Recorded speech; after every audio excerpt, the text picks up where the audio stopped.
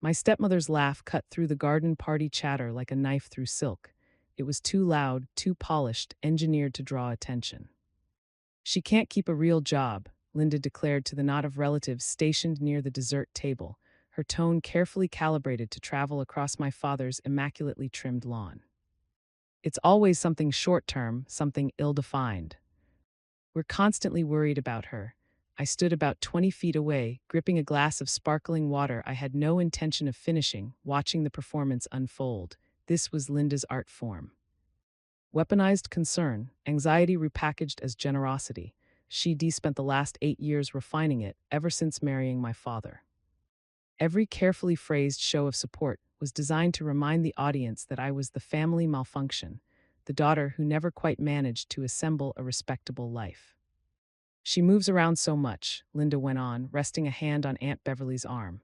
Beverly, my father's sister, nodded eagerly, the way people do when they're handed a particularly tasty bit of gossip. Never settles anywhere longer than a year or two.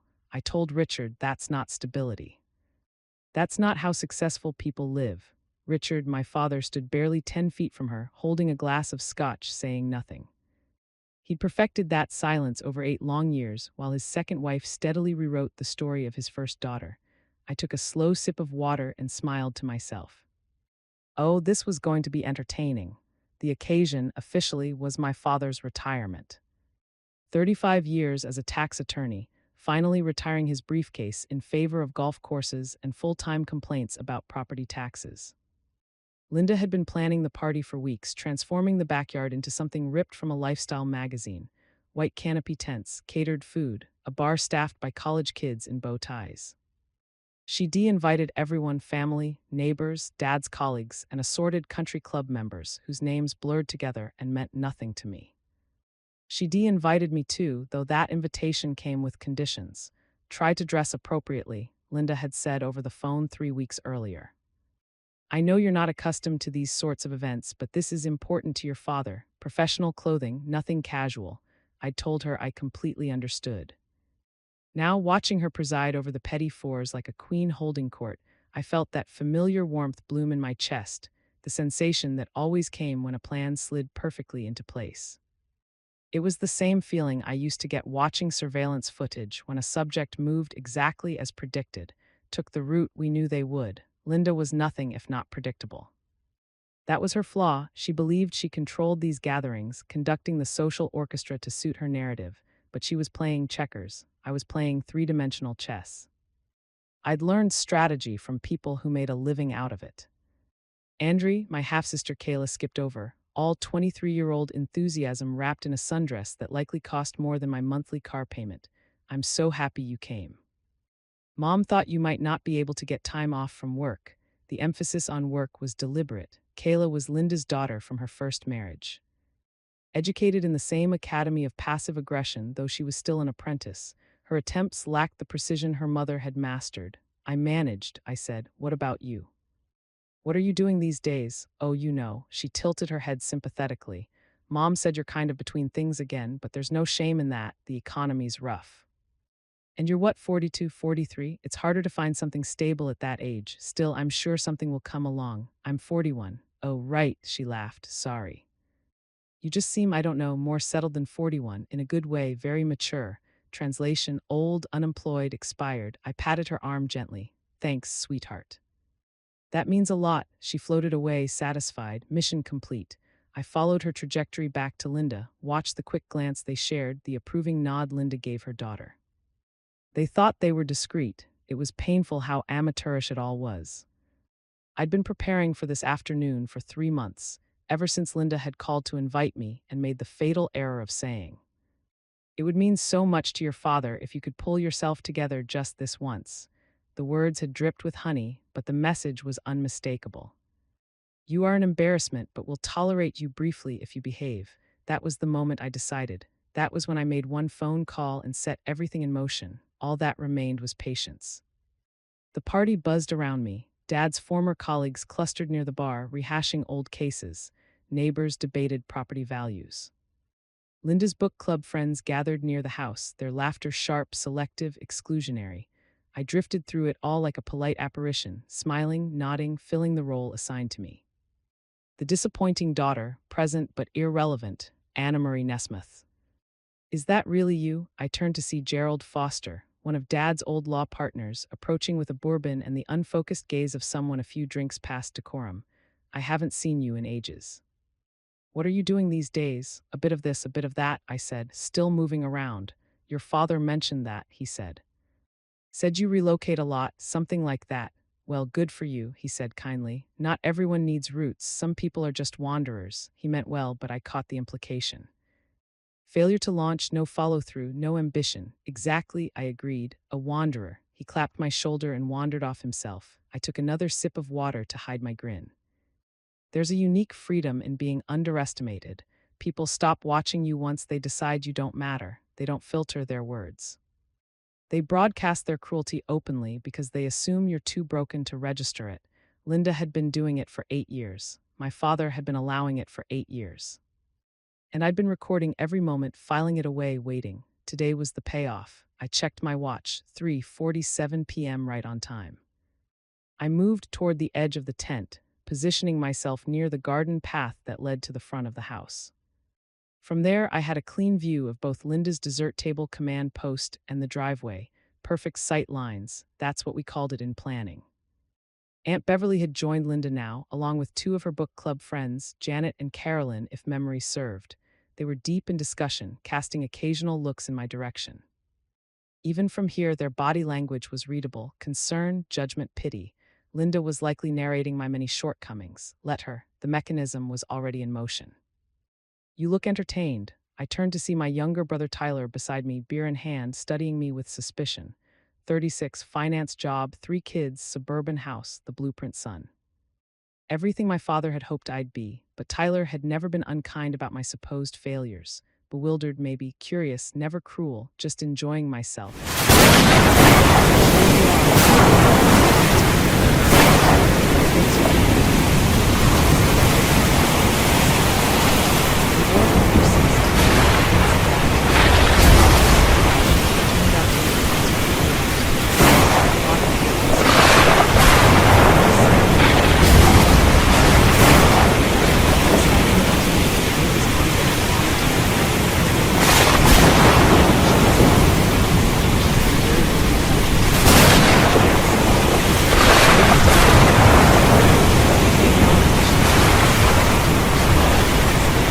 I'm just a wandering free spirit, remember. He opened his mouth to respond, then froze. His gaze locked onto something over my shoulder, down the driveway past the garden path. What is that? I turned, even though I already knew. A black sedan, unremarkable, government issue. 2 men in the front seats wearing Air Force dress blues, sharp, formal, wildly out of place at a suburban retirement party. The car stopped at the end of the driveway. Both doors opened at the same time. Tyler's beer stalled halfway to his lips. Andrew, who are those people? I kept my voice mild, though I couldn't fully suppress my smile. Probably here for Dad. Retirement parties bring out all kinds of visitors, but my eyes tracked the 2 officers as they walked up the path. A major and a lieutenant colonel, if I was reading the insignia correctly, both moving with that particular military precision that civilians always found slightly unnerving. They were headed straight for the party, straight for me. The garden had started to notice. Conversations faltered, heads turned. Linda's voice mid-sentence cut off abruptly as she registered the uniformed men walking through her carefully curated event. My father emerged from the tent, his expression confused. Can I help you, gentlemen? The major, young, probably early 30s, with the ramrod posture of someone who took regulations very seriously, came to a stop. His eyes scanned the party, landed on me, and his entire bearing shifted. He saluted, not to my father, to me. Colonel Nesmith, he said, his voice carrying across the suddenly silent garden, reporting as ordered. Ma'am, I let the moment breathe, let it expand. Watch the confusion ripple across faces. My father's, Linda's, Aunt Beverly's. Watched Kayla's mouth fall open. Watched Gerald Foster's bourbon glass pause halfway to his lips. Then I returned the salute with the casual precision of someone who'd done it 10,000 times. At ease, Major, I said. I appreciate you making the trip. My apologies for the informal setting. The lieutenant colonel, older, maybe late 40s, with the weathered look of someone who'd done multiple tours, stepped forward. No apologies necessary, Colonel. General Wadle sends her regards and wanted to ensure you received the briefing materials before Monday's Joint Chiefs meeting. He held out a leather folder, official seals visible on the cover. I took it, thank you, Colonel Pierce. Please convey my thanks to the General, of course, ma'am. He glanced around the party, seeming to register for the first time that he was standing in someone's backyard garden party. We can brief you on the secure line later if you prefer. Monday morning is fine, I said. I'm officially off duty until 6:00 hours. Understood, ma'am. Another salute. Enjoy your weekend, Colonel.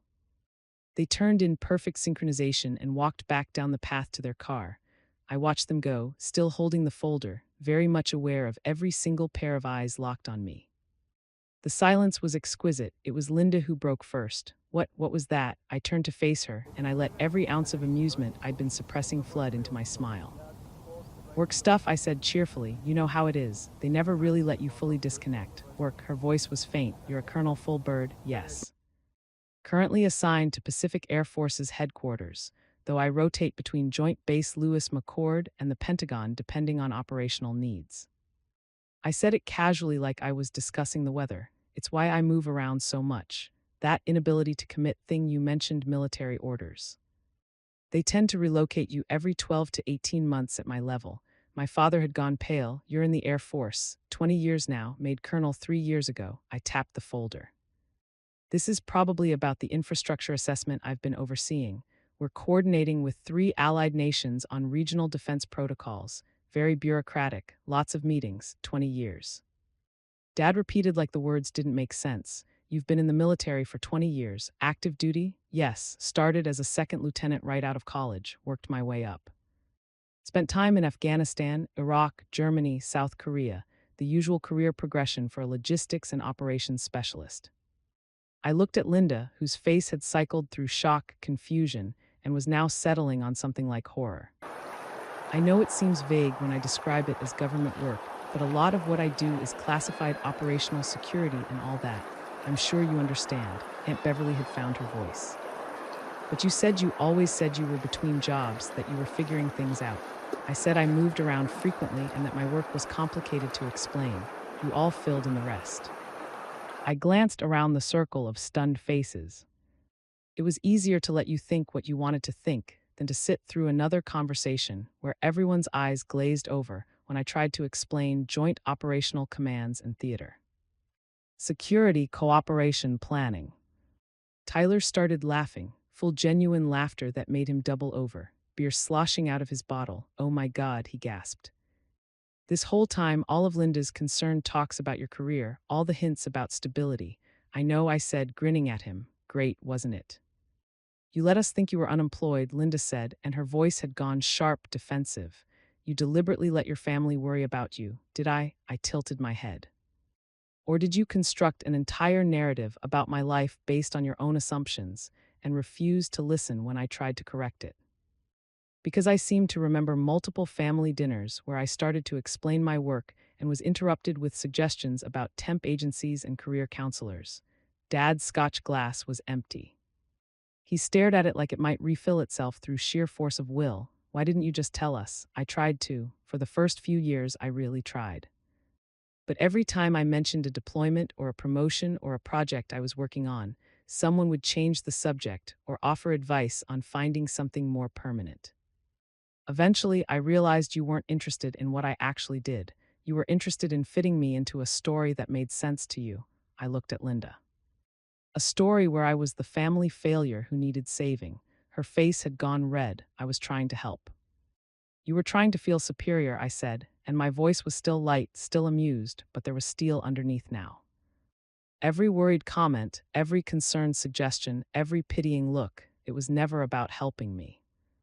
It was about establishing a hierarchy where you were the successful one with the real life, and I was the sad case study you could trot out at parties to show how generous and understanding you were. That's not fair, she protested, but her voice wavered. Isn't it? I turned to the rest of the assembled guests, most of whom were trying very hard to pretend they weren't listening to every word. How many times in the past hour have you mentioned my unstable lifestyle or my inability to hold down a real job? How many times have you performed your concern for an audience, making sure everyone knew how worried you were about poor, directionless Anne Marie? Silence. I let it sit. Then I smiled broad, genuine, utterly delighted. The thing is, Linda, I don't actually blame you. I mean, I set you up for it. I could have worn my uniform to these things. I could have insisted on correcting every assumption. But where's the fun in that? Instead, I got to watch you build this elaborate fantasy about my failures. Got to see you perform your charitable concern. Got to enjoy 8 years of being systematically underestimated. I took a sip of my water, and now I get to watch it all collapse. So really, this worked out great for me. Kayla had tears in her eyes, whether from embarrassment or genuine emotion, I couldn't tell. That's cruel, she whispered. Is it? I raised an eyebrow. Crueler than telling everyone at Christmas that I was between things again when you knew I couldn't correct you without violating operational security. Crueler than suggesting I needed career counseling when I was literally briefing generals on Pacific theater operations. She didn't answer. My father finally found his voice. Anna Marie, I think we need to talk privately. Do we? I checked my watch because I have about 45 minutes before I need to head out. Conference call with Indopacom at 18,800 hours. But sure, we can talk. We moved away from the party into Dad's study, the same room where he'd lectured me about making something of myself approximately 800 times during my teenage years. The irony wasn't lost on me. He closed the door and leaned against his desk, suddenly looking every one of his 67 years. Why, he asked, why, let us think. Because you wanted to think it, I said simply. Linda wanted to think it because it made her feel important. You wanted to think it because it was easier than confronting the fact that your daughter chose a path you didn't understand and couldn't control. Tyler probably suspected something was off but didn't push because it was easier not to. Quote, that's not true. I always supported you. You tolerated me. I corrected, there's a difference. You tolerated my choices as long as you could frame them as temporary setbacks, as phases I'd grow out of. But actually supporting me, actually asking about my work with genuine interest, actually defending me, when Linda made her little comments, I shook my head. That would have required seeing me as someone separate from your expectations, and you couldn't do that. He was quiet for a long moment. The Air Force, he finally said, Colonel, that's impressive. Thank you. Are you happy? The question surprised me. Yes, I said and realized I meant it. I love my job. I'm good at it. I work with brilliant people on problems that actually matter. I've built a career I'm proud of. Then why hide it? I didn't hide it. I just didn't fight to make you see it. I moved toward the door.